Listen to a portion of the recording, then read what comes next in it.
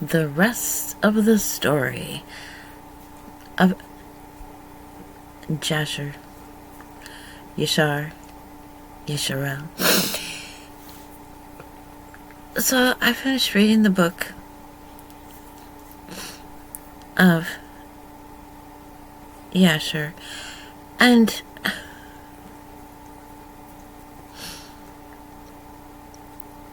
again a man comes across a half beast, half man, except this time it was a man on top and a beast on the bottom half. I mentioned that in the last one.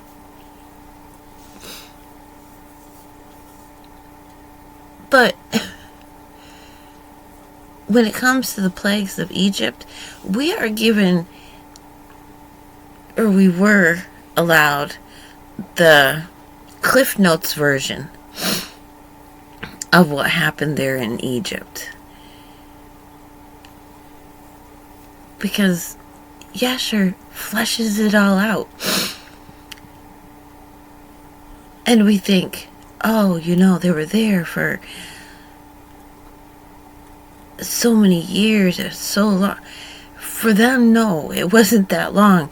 It was just one generation died off. For example, later on, the temple, the second temple, the generation that saw the first temple being built also witnessed the second temple being built. It's a long life. And if you think about it, there are people today over 100 years old. That means they were born in the 1920s. Before TV, even. Not every household had a phone. Not every household had electricity. Nowadays, off-grid is for the ideological bored elite, I'm going to go build a Earthship home off-grid. There are people alive today who off-grid was for poor, broke people. And I thought about it too. When you go into homes that are not cleaned as often as maybe you or I would have been accustomed, all the cockroaches, all the flies, the fleas, they all go to the electrical outlets.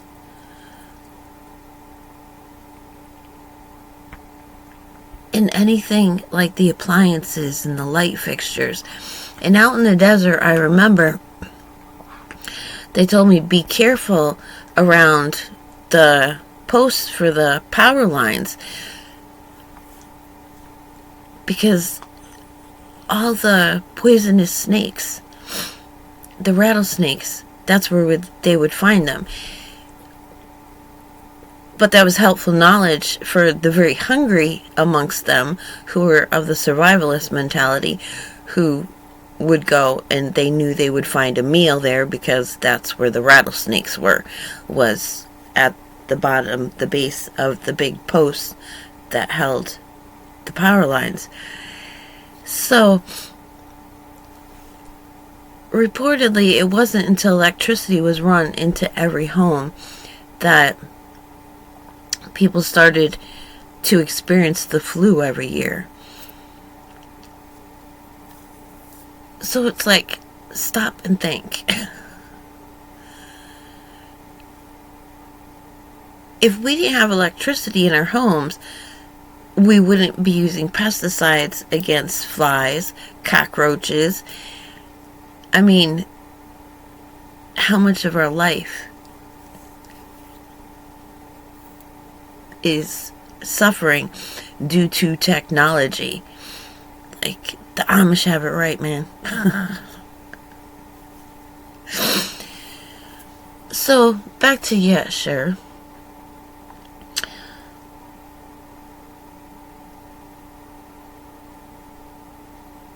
We see all the wars and how they were fought, and the beasts found.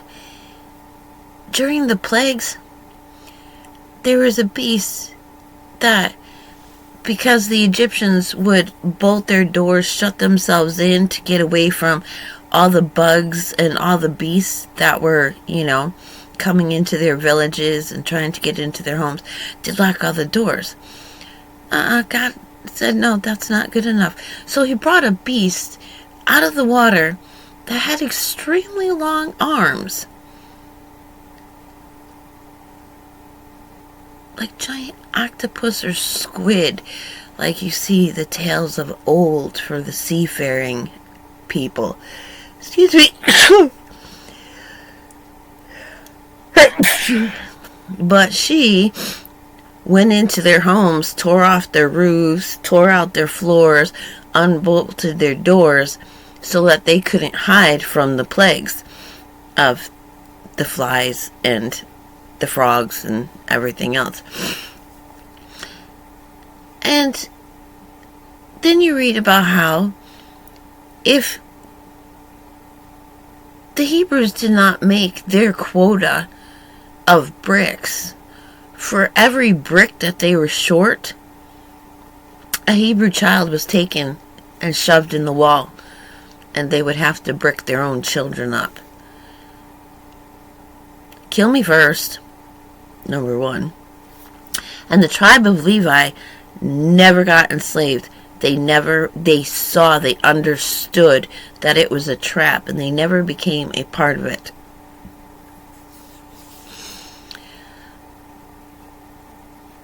But now, if we think about it, even in the first century, when the apostles and Paul and everything were going to Rome and these religions, they sacrificed people. We hear about the big bull that they used to cook people in. Crucifixion, one of the cruelest ways to die. That was their norm. People saw that in the streets every day. And yet, we're supposed to believe the mental jargon of the great Greek philosophers, the great Roman Forum, the Senates. This is the mentality that thinks it's okay to sacrifice people. The big thing in the spiritual circles is ancient Egyptian knowledge, the knowledge of the Atlantis and Lemuria. And I always say, if these were the keys to everlasting life, why aren't these people alive now? Perfect health. We've got people in imperfect health, with all the chemicals and stuff, living to be over 100 years old. Why aren't these people alive now? If it's like miraculous medicine, this sound healing and blah, blah, blah. I mean, yeah, it may be helpful. However, it didn't save them. They're not alive today. So basically, the point is, when you read through Yashar or Yashar, you get the fleshed out version, which sounds an awful lot like mythology. The parts of history they don't want you to take seriously, and they call stories.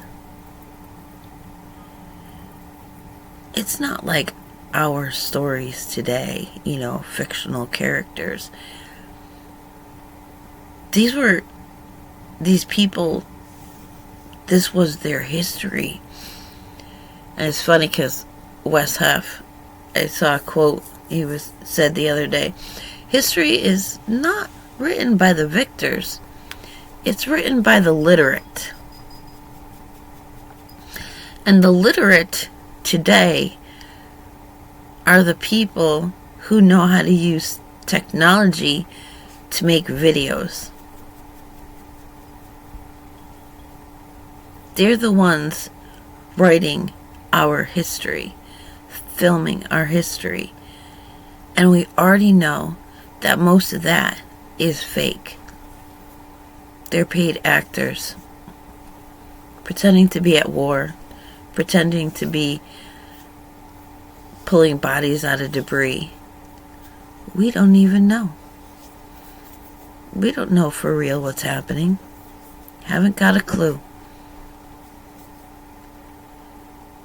And while we're looking for natural disasters and wars with bombs and guns in our communities, they're still sacrificing people.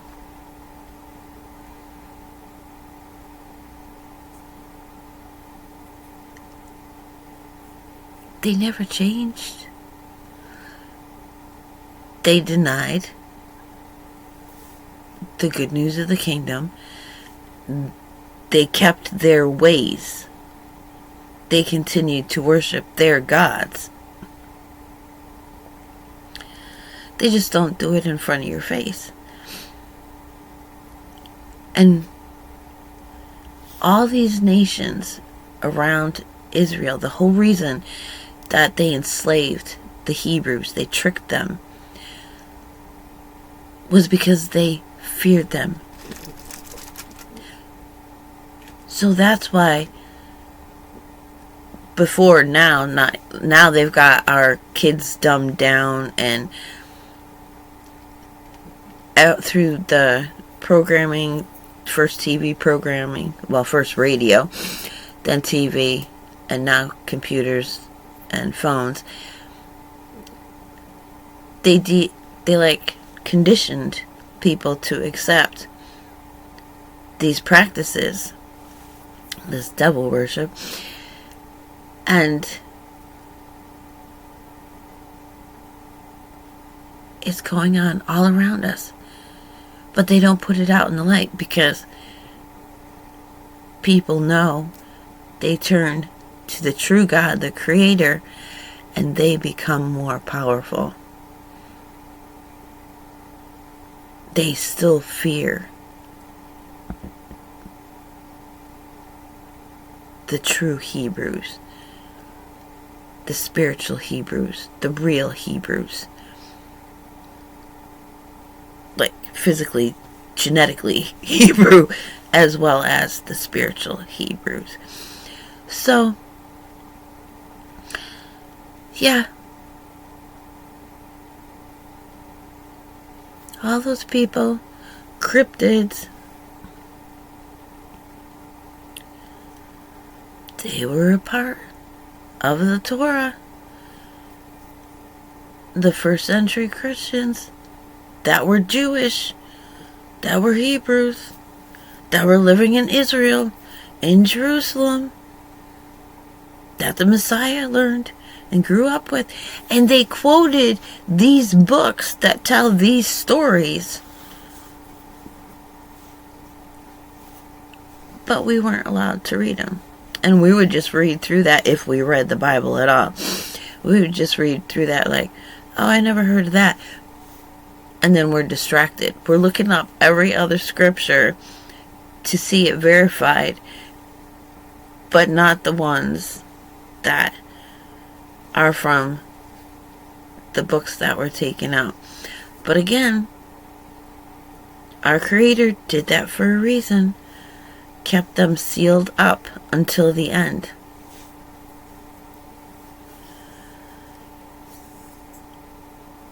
And it's horrifying.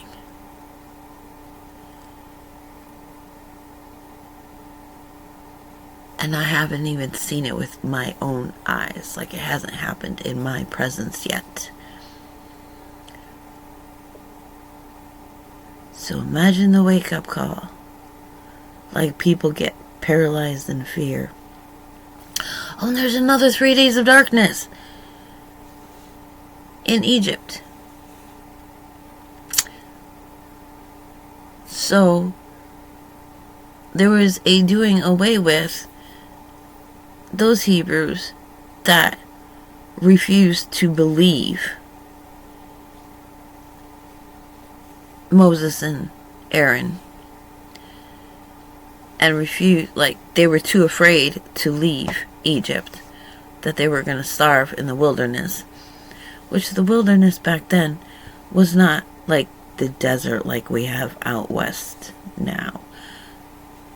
I mean, we're talking about centuries of war and salting of land so people can't put crops in them, and changing of geography of the land and stuff, drying up of rivers and stuff.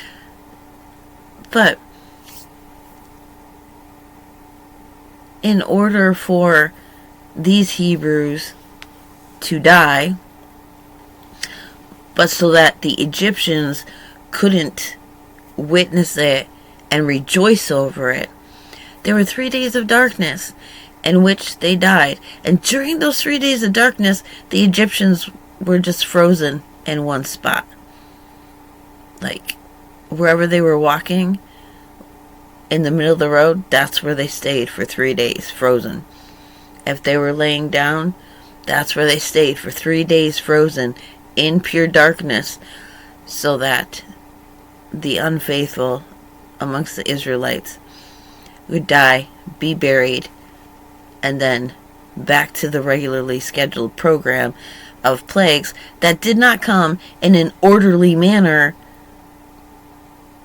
Like the Cliff Note version we were given, it was, these were all happening all at once to the Egyptians. So, yeah, nothing's what we thought it was.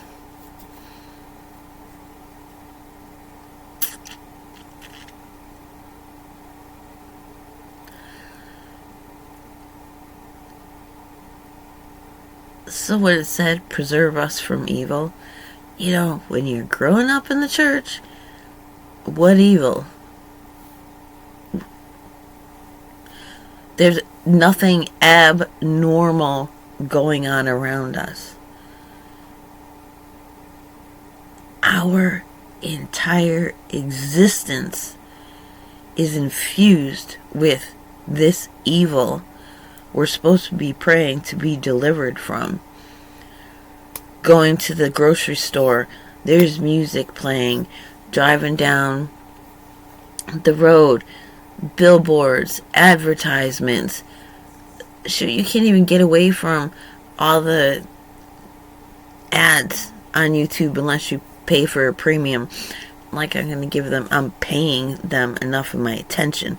I'm not going to be giving them money,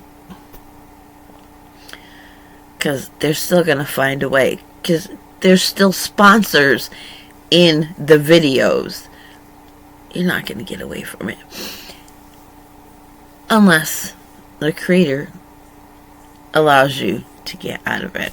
But we're to be in the world and not of the world. So we stand out like sore thumbs, and the spirits that move people fear us, so they provoke people against us, while we're out here trying to show them love.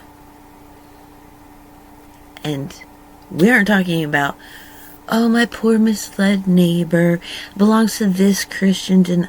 No, we're talking about people with Winter Soldier type programming who on the weekends have their children doing vile things, killing, eating other people.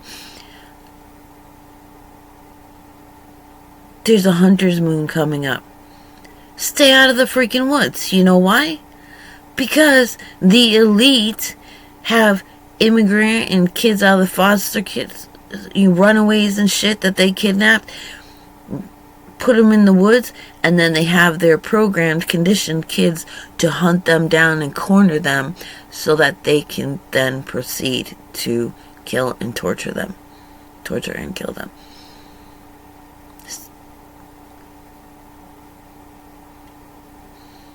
And if it's not the human beings possessed by demons doing this, it's They're chimerans. They're half people, half beasts doing it.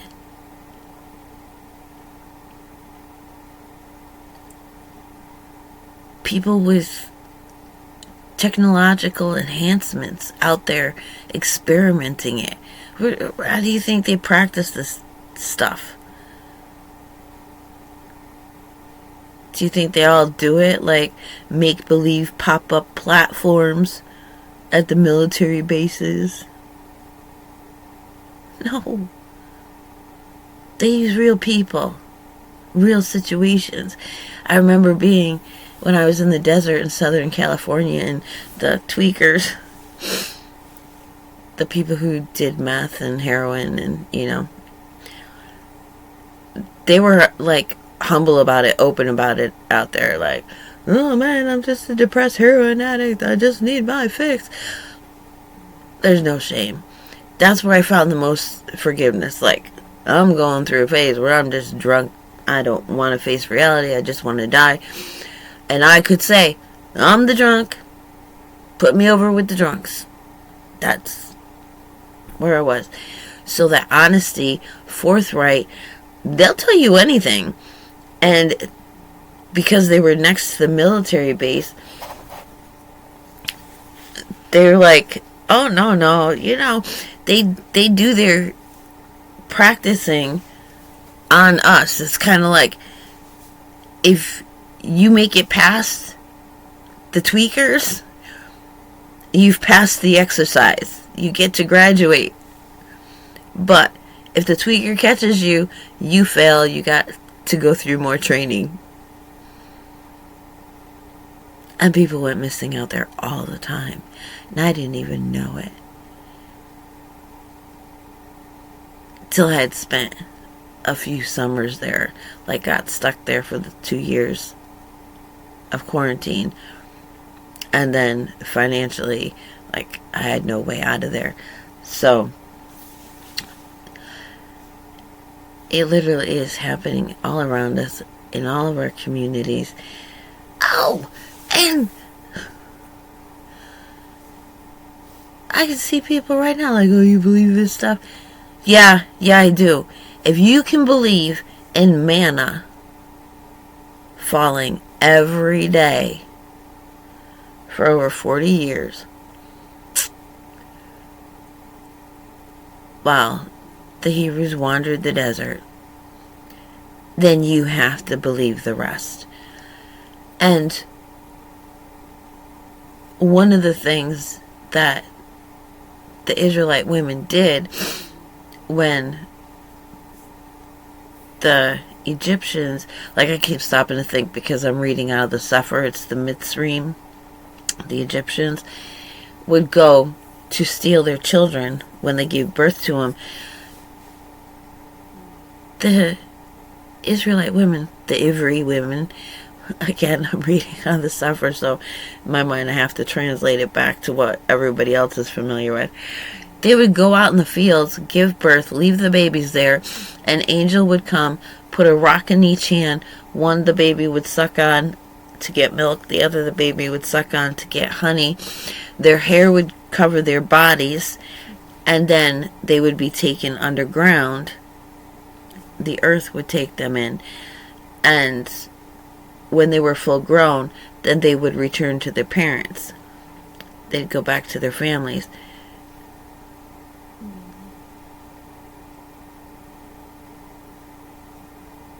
The Jewish version of freaking Cabbage Patch Kids, man.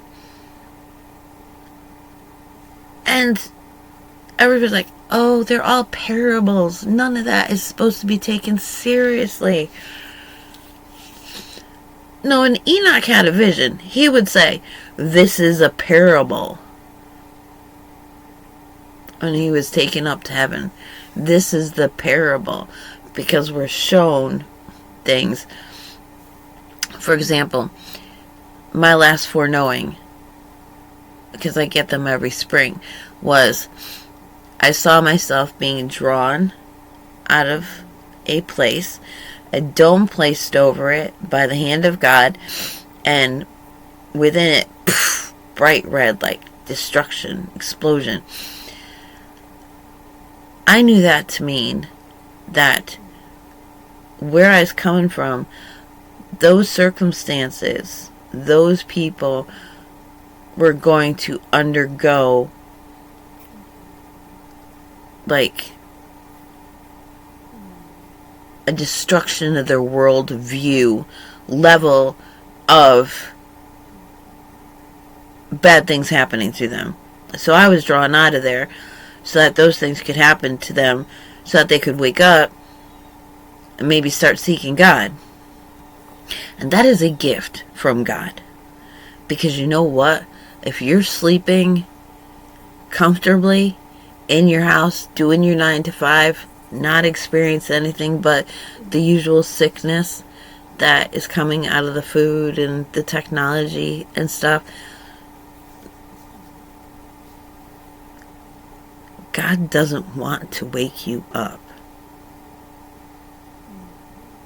If everything's going well and according to plan, you're doing good in your life, you know, so-and-so's a pain in the butt, they're giving you a little hard time at work, you know, you gotta cut one vacation out of your budget, or, you know, you're shopping at Walmart instead of, you know, the name brand store today. But your life is still, you have all your family, you know, God's not waking you up. It's like, there's a song. Is it Imagine Dragon? No. Oh. It's a guy. But it's a song, I Wish You Pain. The pain of coming to know yourself, understand yourself, how you cause your own pain.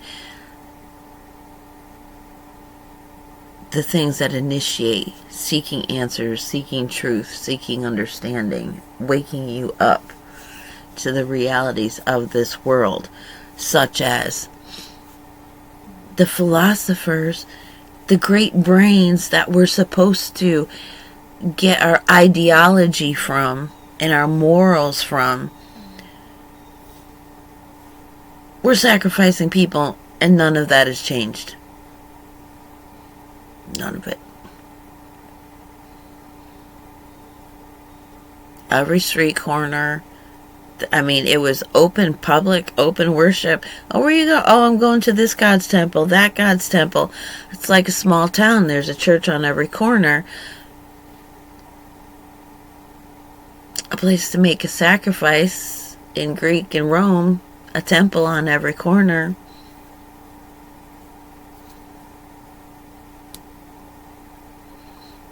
It hasn't gone away. We've just been shielded from it because they trigger us too much. We look for God. God protects us. And their way is destroyed. And their people die. They're kind of attached to their pets. They won't ever be sorry for what they did. They'll be sad about the loss of power, control, their favorite pets, their Starbucks.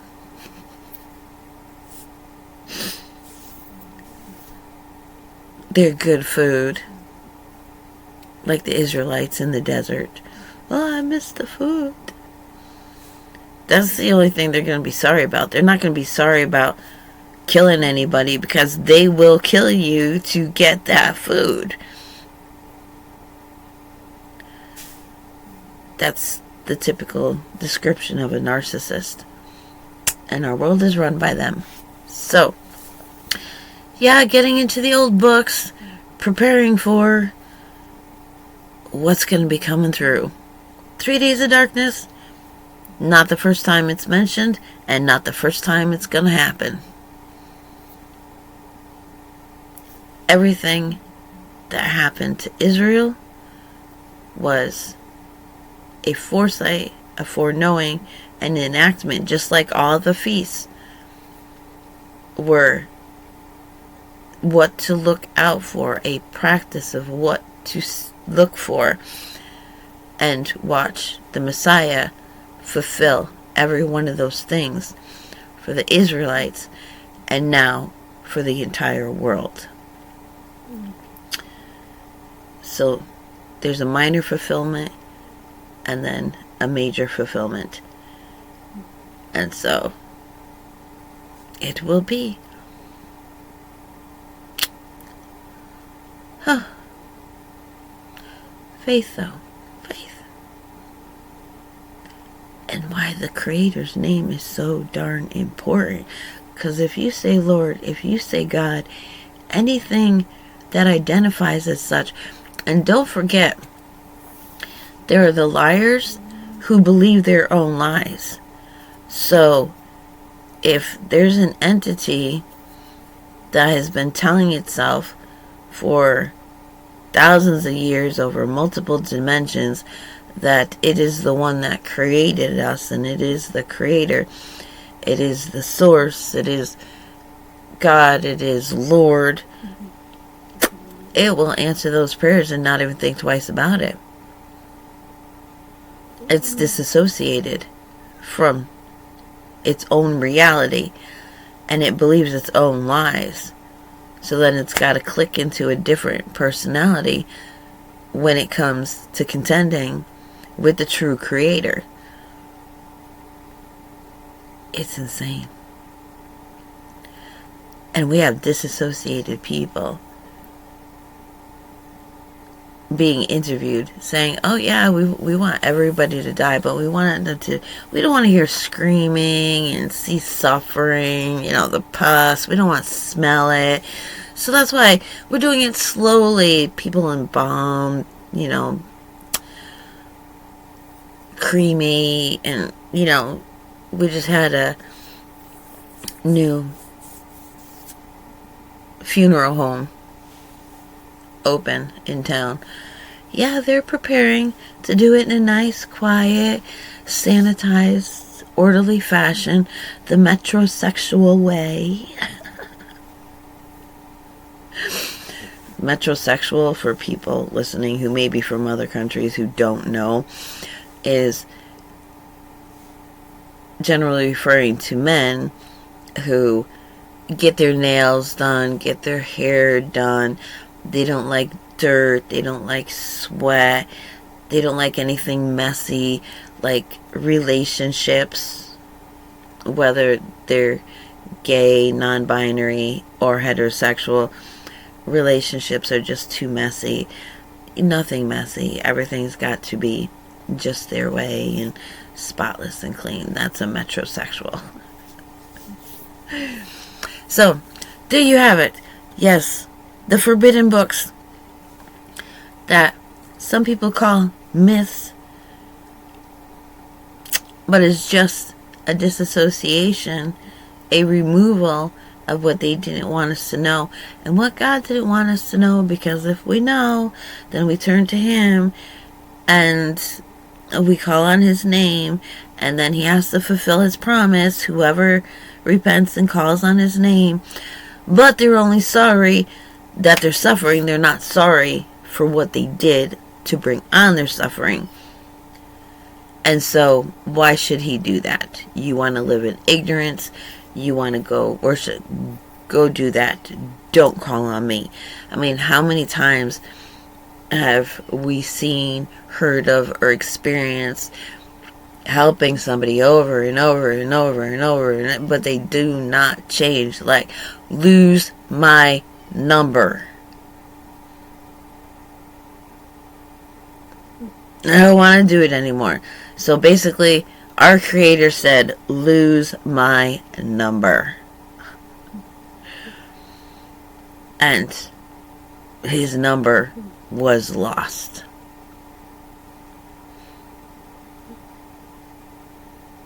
But now, we're finding it again for the sincere who are about to face all the myths, crawling out of the woodwork. And they're doing it slowly, gradually, getting us used to it. Oh, there may be aliens. Oh, there may be this technology. AI may be able to do this. Oh, they're going to hit it. Every time they put out a new law for our safety and security, and we slowly get accustomed to it, and then through COVID, we all got shut in. Some of us never came out again. We got used to it. It became comfortable. And we stayed there in quarantine, in isolation. Uh-oh. Alienated more people from nature, the rhythm, where our food comes from, and everything like that. And took us out of one another's sight, so we don't see when people go missing, aren't there anymore, are suffering.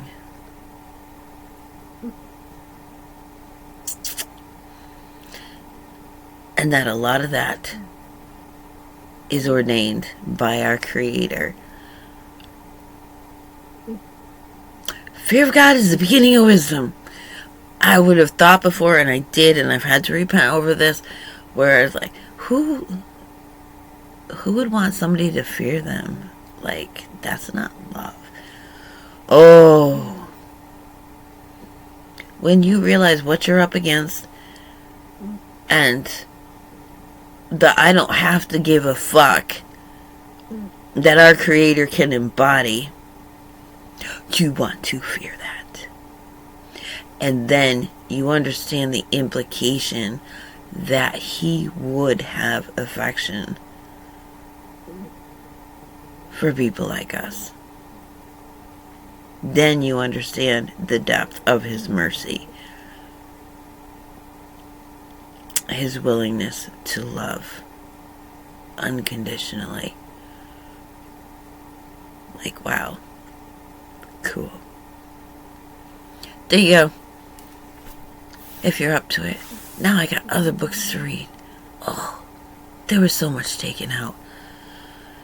And the strangest thing is, I'm in the depths of this, and I'm not walking around paranoid. I see it, but I'm not like, oh my God, is that person? But I see it. I can smell it on people.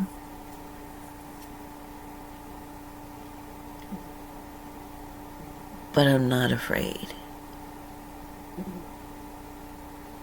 For the first time in my life.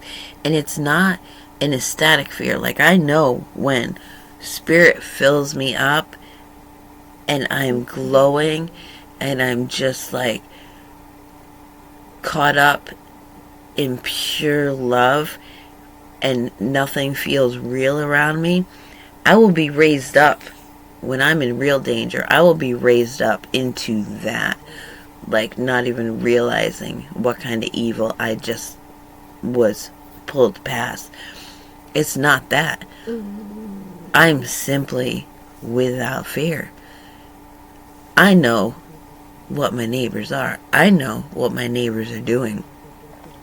Let the righteous continue in righteousness, the unrighteous in unrighteousness. Show love where you can. But there's just something natural about getting right with our Creator that fear leaves us. It takes that out of us. And it's amazing. Because anybody else would be wondering why I'm not flipping the fuck out. Why I'm not running out the door, screaming, leaving everything behind. I leave it behind. The next place I go, it's going to be the same thing all over again. Different faces. I'm going to know who's diddling the little kids in the background. I know, who's handling who and who's pet and what's an asset, which person isn't. I'm going to see it. And I can't run from it every time because it is everywhere. So, you accept it.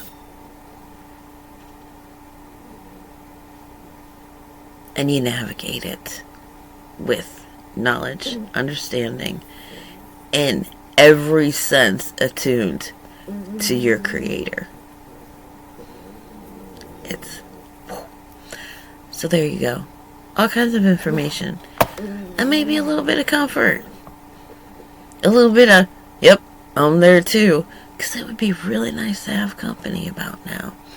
But then again, no it wouldn't. Because then you would be distracted by the good relationship. Instead of in tune completely with the creator. Because you are in imminent danger. That is another reason why we would be not in a nice, sweet commune full of love and support. Because, dude, you're in the thick of it. You're on the battlefield.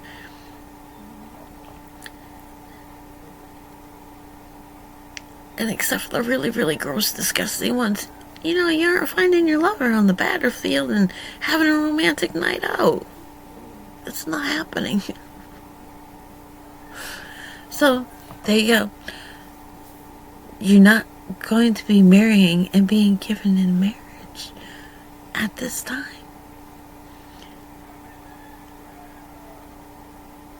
Unless the creator wants you distracted. That sucks. That really sucks. Thankfully, my life was nothing but wake-up calls, man.